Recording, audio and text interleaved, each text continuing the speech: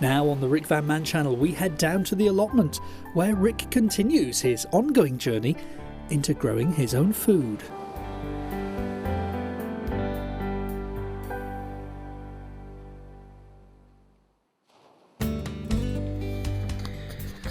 It's always fun and exciting when you're growing seedlings, just to see, when they first start coming up. This is probably about the best one I've got so far. I decided just for a laugh I'd grow a pumpkin, and this is an Atlantic giant. It's supposed to be enormous, and this is only about a week's worth of growth as well, so you can see where it's going. Now I may actually, get off little fly, I may actually plant this. The problem is we've still got danger of frost. I don't want to plant it outside, and I don't want to plant it in a polytunnel because I won't have any room for anything else. So I think what I'll have to do is just kind of hopefully bring it along and nurture it in this little tiny tub. May even have to transfer it up to a slightly bigger pot, and just kind of keep it indoors until we run out of any danger of any frosts coming, and then I'm going to plant it probably down the bottom of the allotment. But got courgettes coming on as well. I'm going to grow those in the polytunnel, so I could actually technically plant that in the polytunnel as soon as I like, really. I still think it's a little bit early for courgettes, but I'll have a go. I'll have a bash. These are cucumbers. These are coming up quite nicely as well. These are F1s, Carmen, and they should be good producers. They're supposed to be high yielders. So again, they're going in the polytunnel. So I think what I'll do is I'm going to go down the polytunnel shortly, and I may actually set up some growing canes and netting and stuff ready for the cucumbers to do their thing. What have we got here? Got a couple of cabbages. Only one's germinated by the looks of it. That's a brigadier cabbage. They're supposed to be enormous.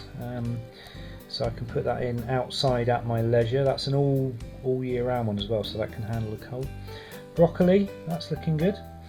And these are tomatoes, Gardener's Delight. Now these are quite small, but these are much bigger, and these ones are Moneymaker. Now the problem is I've got this peppering on the leaves, and I'm not sure what it is.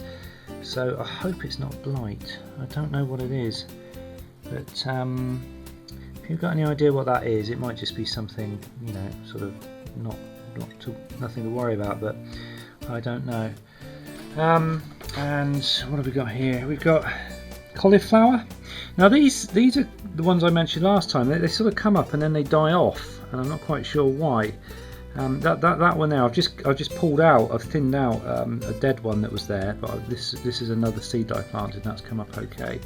But yeah, look, you can see they're dying off, and I don't know why. So if you got any advice on the cauliflowers, I'd really appreciate it. Lemon balm, I've got 1, 2 out of 2, 4, 6, 8, 10. Lemon balm, I think, has got a really long germination period. I think it's in the nettle family, because mint is also in the nettle family, and this is mint. This has been here for a good few weeks now, and I've got no germination at all, apart from one little plant coming up there. Oh, and I've just noticed a few tiny little sprogs down there. I don't even think you can see them.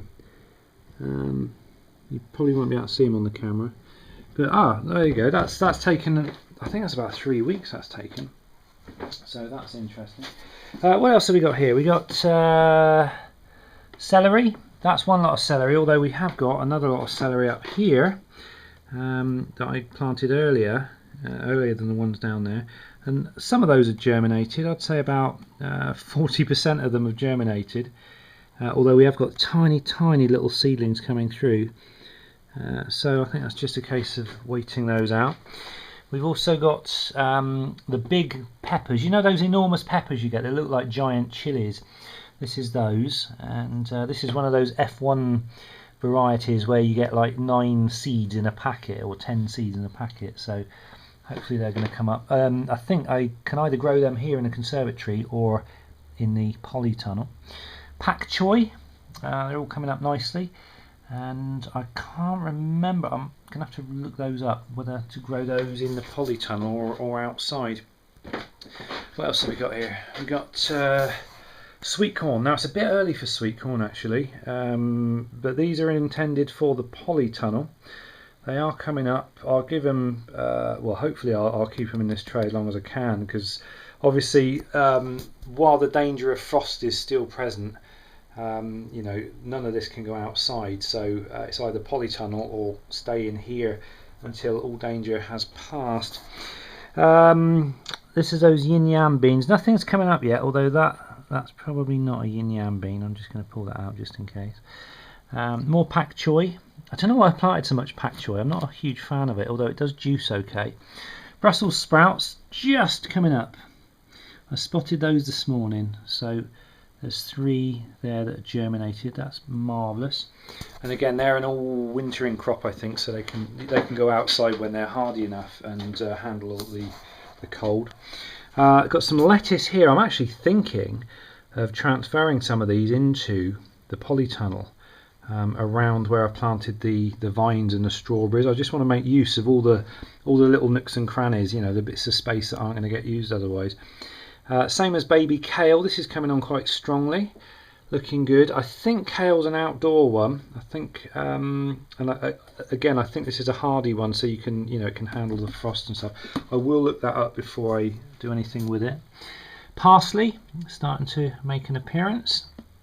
Basil just about peeking through.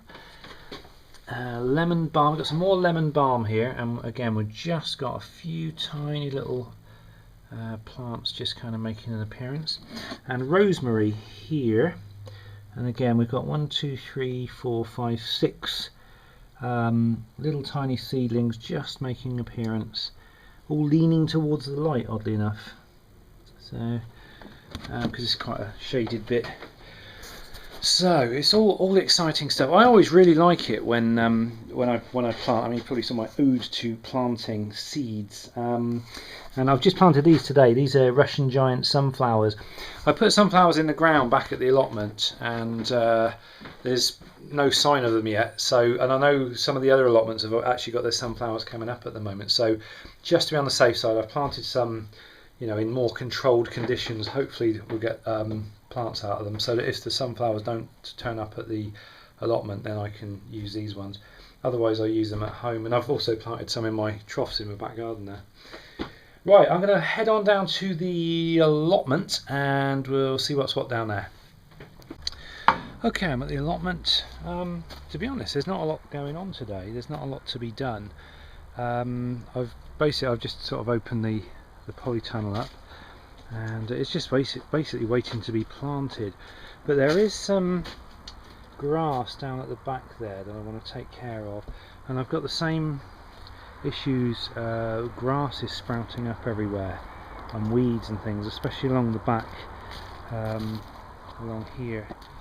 So what I've got to take care of it is one of these, and I can't remember whether I showed you this before or not, but it's basically a flamethrower, and what that does is it just takes care of the weeds, ideally, in a nutshell.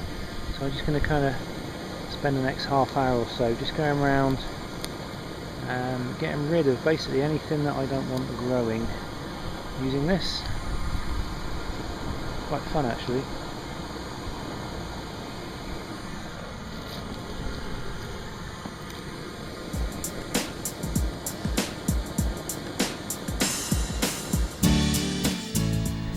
Okay, this is the third bed. I'm just preparing it now, and all I've done is I've decided to make 2 growing mounds.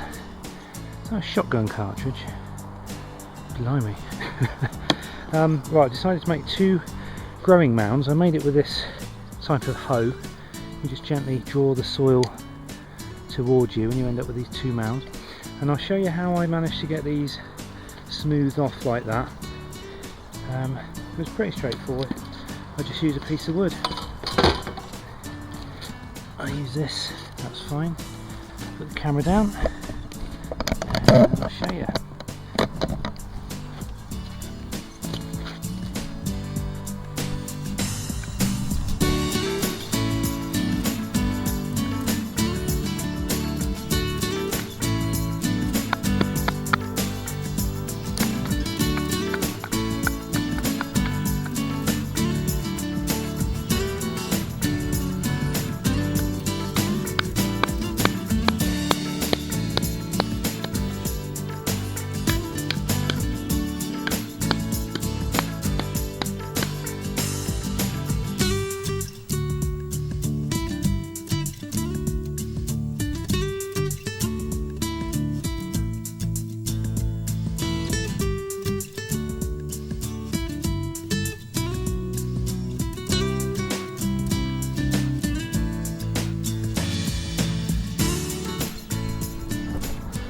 So there we go. Now I don't know whether I'm doing the right thing or not, but I figured if I leave that really loose, then it's just going to kind of go flat again over the course of the summer, and any root vegetables that are growing in there may end up getting exposed. So just by patting it down, it's made it quite firm, but I should still be able to grow root vegetables in there with no trouble. Now this particular bed is a lot more lumpy than those beds over there, and so if you know of any crops that will do okay in lumpy soil, then do let me know, because I'm not quite sure what I'm going to be growing in here. But ultimately I should end up with two nice you know, mounds like this, and then hopefully I may even still be able to grow things down the middle as well.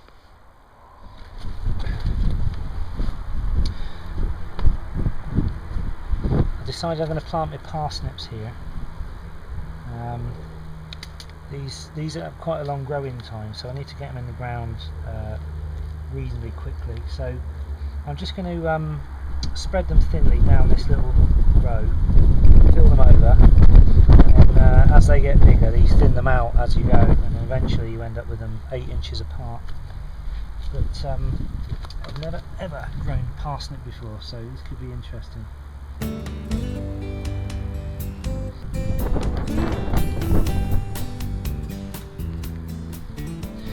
Now again, the point is you don't plant all of them at the same time. Just plant a few now and then a few in a couple of weeks time, and that should give you a continuous crop, because obviously if you plant them all now, what will happen is you'll end up with one big glut, and then that's it. At least that's what I think it is. That's what the seeds look like. It's actually hard doing this in the wind.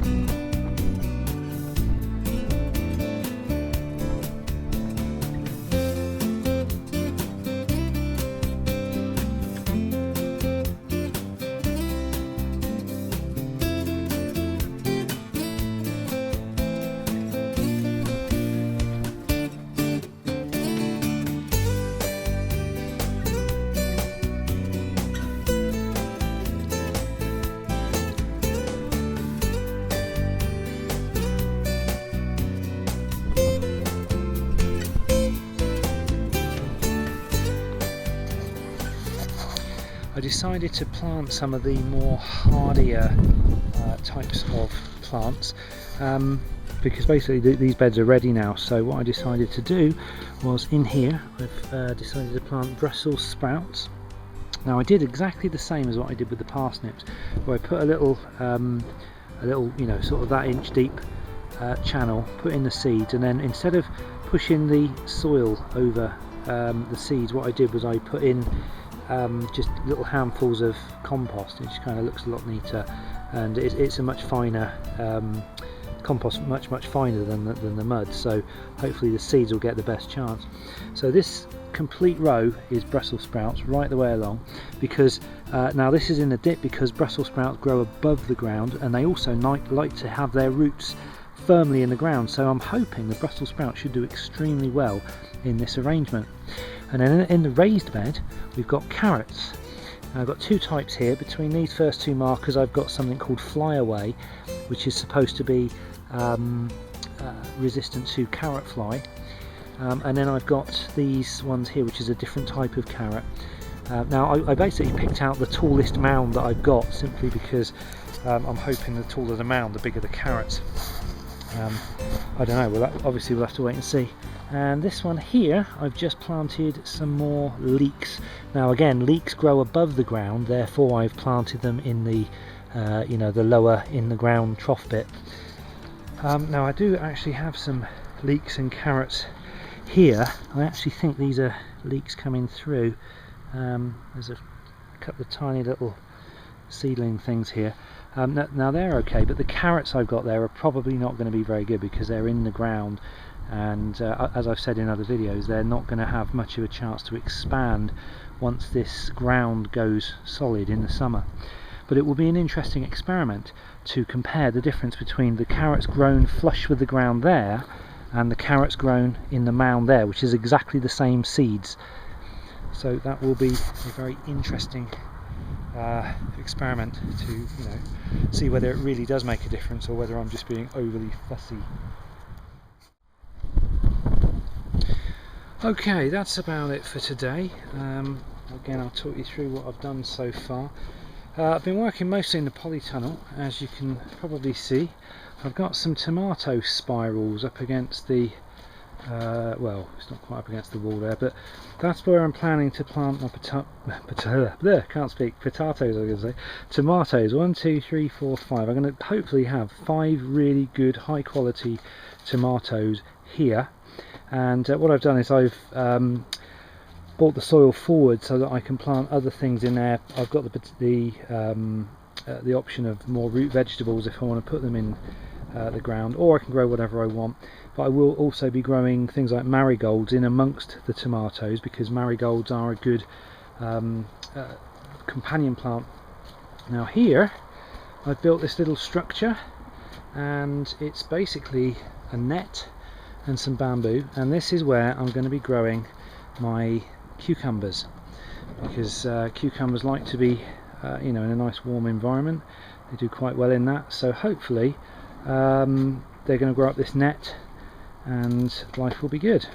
Again, it's all complete theory at the moment, but so those are the main things I've done here in the polytunnel today. I've also scraped up a few more lumps of clay, which I'm going to scoop up and get rid of at a later date. I've also added a little bit more, see that white powder, that's Vitax Q4, and I've added it to the whole, you'll see it out here, hopefully you'll be able to hear me without the wind over the microphone, but I've just sprinkled it on. You can water it in, but it's going to be raining for the next week, so I'll just leave it there, and that'll take care of it. But I've put it basically everywhere, and hopefully that will water in and nourish the ground. Here's where I planted my beetroot.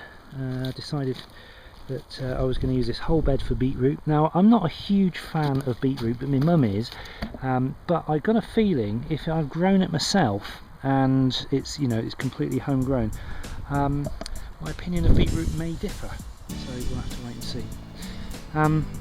That's the peas. No sign of the peas yet, still plenty of grass and stuff coming up, but yeah, I think, like I say, the weeds are going to be an issue this year, but I'll just do the best I can. The rest of the beds I have covered in Vitax Q4 again, just to feed everything, including this bed down here. And I think the next time I'm here, I will make this bed into growing mounds as well. So there we go.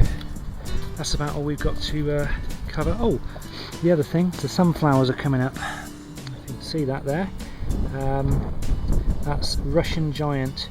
So basically I've planted a sunflower every couple of feet along, and they're all starting to come through. So there we go. So hopefully this is going to have some nice big sunflowers along the wall. Hopefully it won't block out too much light. I'll have to cross that bridge if it does. I also want to say thanks to whoever suggested cable ties for bamboos. I can't remember who it was, but they suggested it, and it's been brilliant. I would never have thought of using cable ties. I would have just tied everything up, but the cable ties were brilliant, so I've used them everywhere. That's why I started off with string, then I went over to cable ties. I actually stiffened this up using bamboo canes, so it's a lot more solid now. Same as this. This is if you use supporting canes everywhere, it just kind of really stiffens everything up. Same as with the canes I've used there. I put 2 diagonal canes in today, and it's made all the difference in the kind of this axis. So there we go. Oh yeah, the other thing was the water barrel. It's now half full. So we've only had a little bit of rain, loads of rain clouds, but only a little bit of rain. But the forecast for next week is rain, rain, rain, rain. So that water butt should hopefully be full. Right, I think that's it. Going to leave it there, guys. Hopefully I'll catch up with you in the next video. Thanks for watching, and have a great week, whatever it is you do. I will see you very, very soon. Take care.